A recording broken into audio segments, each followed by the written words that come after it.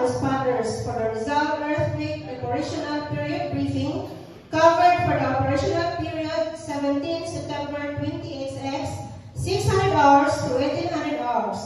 Before we start, may I request everyone to please turn off your cell phone and radio for privacy. Be sure you have a copy of the Incident Action Plan. To maintain clear directions on operational period briefing, here are operational objectives. Refer to ICS Form 202.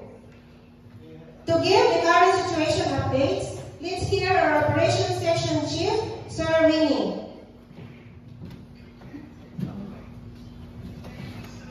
Okay, good morning, spotters. My dear spotters, it has been 24 hours from the earthquake that struck Rizal. As reported, there are 10 dead in the barangay and several persons are missing in the collapsed building. They require essential needs such as shelter, medical care, and protection. For the whole area of Rizal, electricity power is still we need to restore the power and the communication. That's all I'm thinking. Thank you, sir. Now let's hear the weather updates from our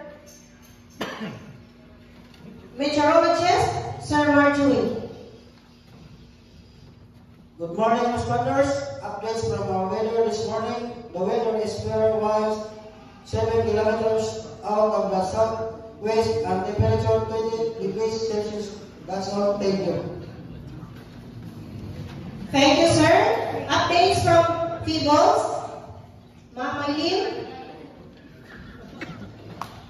Good morning, responders. Feebles update. We are monitoring the situation following the recent earthquake in Rizal. Several aftershocks have been recorded, mostly weak and not damaging. But still, we will be expecting more aftershocks from time to time. Our teams continue on-site inspection and data monitoring. We advise the responders to stay alert and follow our official updates. Thank you. Thank you, ma'am. Updates from our structural engineer, Engineer Roger. Mabuntag sa tanan.